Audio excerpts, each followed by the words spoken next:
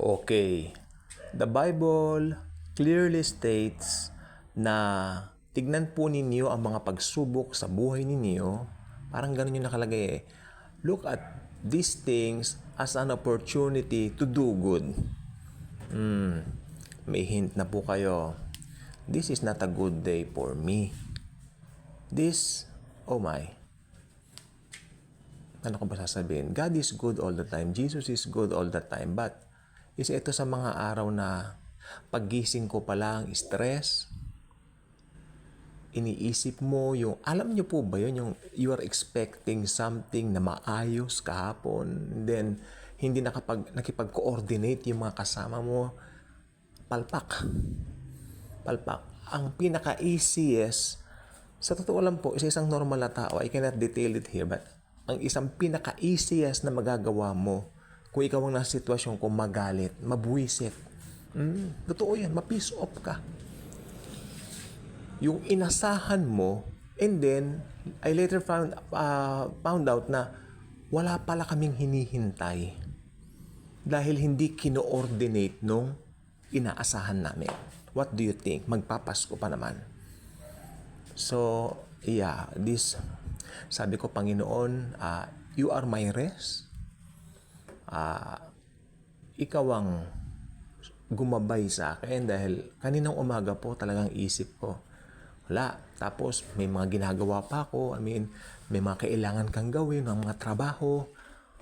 Ginawa, syempre, you have to. Di ba? Pero talaga, sabi ko, and then umupo po ako. Itong ginawa ko. I sat down, binasa kong salita niya. Sabi, my peace I leave with you, not as the world gives. Okay, yun yung inimpress sa akin. So, oo nga no. Pero kasi, ito pong gusto kong sabihin. Bilang mga tao, ilang beses ko bang sasabihin sa inyo, parang siramplakan ako din eh. No? Okay lang yon. Bilang mga tao, meron tayong good days and bad days. But, kung Kristiyano ka, you will take those not so good days like ito. Actually, okay na po ako ngayon. Kaninang hapon lang ako umukay. Dahil talagang, maraming dapat gawin, maraming dapat i-meet sa mga finances, tapos, paano yan? Inaasahan talaga namin po. Hindi lang naman po ako, group kami, no? Na mga umaasa dito. Pero sabi ko, Lord Jesus, you are in control. Nasa trono po kayo. Hindi naman ako dapat magmaktol ng ganito. At saka nilagay ng Panginoon sa aking isip, yung mga bagay ng mundo, hayaan mong matakot ang mga taga-mundo. Hindi ba? Hindi po tayo taga-mundo. And yet, gusto ko sabihin, affected talaga. Kasi kagabi po, talagang ang ayos ng usapan. Tapos, bumangon ako kanina. Siyempre, anticipating something. Kayo naman po. Di ba? Pag may ganyan naman, siyempre, inaasahan mo na. Naligo ka, lahat, inayos mo na. Para lang malaman mo na hindi matutuloy yung lakad. What is that? Sabi ko po sa inyo kanina, ang pinaka-easiest na magiging reaksyon ng kahit na sino sa kalagayan kung magalit, mabwisit, mabusga. Dahil hindi po talaga maganda. Hindi po talaga maganda yung ganon. Sabi nila, kulang siya sa coordination. Totoo po yun. Bukas po kakausapin ko siya na ayan ang kanyang weakness. Kasi sa grupo dapat sinasabi. And I hope bukas matuloy na po kasi nagagalit na rin yung kabilang kampo. Hindi madaling maging ahente. Totoo lang po. Maging ahente lang tayo ni Jesus. Pero syempre, sa mga bagay na yan, kumikita po tayo. Pero ako, parang sabi ko, Lord, gamitin na lang natin ito as an opportunity na lumago kami. I hope hindi lang po ako, pati rin po dapat sila ma-realize nila na pag ganyan, dapat talagang unang-una ipupwesto natin yung focus natin kay Jesus. Yan. Para sa inyo rin po mga nakikinig at nanonood dito. Kasi pag nadi-focus ka na, parang, mundo na, di ba? Parang nadadala ka na. Alam niyo, hindi niyo po maiiwasang madala. Huwag mo sabihin na matagal na akong Kristiyano. Matagal na akong mananampalataya ni Jesus. Actually, tayo po ang target ng Diablo eh. Kaninang umaga paggising ko, mabigat ang pakiramdam ko. Would you believe that? Hindi ko po. Sabi rin ng isang kasama ko, Kristyano rin siya. Ako rin eh. Ganyan gano'n. Hindi ko alam ba't gano'n ang pakiramdam. Pero sinabi po niya sa akin parang nireveal ng Panginoon sa akin, hindi matutuloy ngayon. Tama nga po siya. Dahil, pero sabi ko na lang, tignan na lang po natin ito as something na may dahilan ang lahat. Kasi, pag tinignan mo agad yung, kasi gusto mo matapos agad, gusto mo ganito. Kasi, hindi naman po ako plastic at tao, kasi pera po yan eh. That's money. Di ba? I'm not a plastic, I'm not a Tupperware person. Kailangan natin ng pera. Di ba? At, syempre, pero tignan po natin, ang blesser si Jesus. Yan. So, sabi ko na lang kanina sa kanila, iwan na lang natin sa kanyang kamay. Maaaring may kadahilanan po lahat. Ako na lang.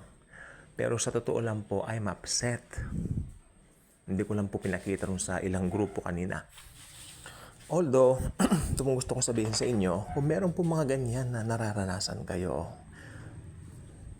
tutuusin lang po, sabi ko, na-realize ko, hindi pala ako naka-record ngayon, nakapag-record. Dala ng situation. Ganun po kasi ako, if everything is good, magre-record ako. If everything is bad, o hindi naman po masyadong maganda, magpapahinga ako. Kasi ganun tayo, di ba? We operate on that. Ngayon, pag kumalma ka na, at marirealize mo yung lahat, i-reveal na ni Jesus yung mga pangyayari. Therefore, makakapag-record na ako ng video para maging kumbaga parang ma-share ko rin yung experience ko para sa Christian living po nating lahat. Mapakinabangan naman natin itong pangyayaring ito na actually hindi nga po maganda talaga. Kung iba lang po mabubuwisit talaga, pero biro po yan. Nagbihis ka, naligo ka lahat. For what? At higit sa lahat, you're expecting something. Expecting something na, sabi nga nung isang kasama ko kanina, Merry ang Christmas natin. Kagabi pa niya sinasabi yan eh. So, magiging merry pa rin naman. Ako naman. Hintayin lang natin. May delay lang ako. Pero nakaka-upset po talaga yon. Sabi ko na lang, yung kulang siya sa coordination. Dapat bukas, I will try to sabihan siya na mas maganda kung i-coordinate niya lahat. Kasi hindi maganda yung gano'n na may mga miscommunication, maraming madadamay. Nag-i-expect pa naman yung mga taong yan. Kailangan din nila, hindi po ba?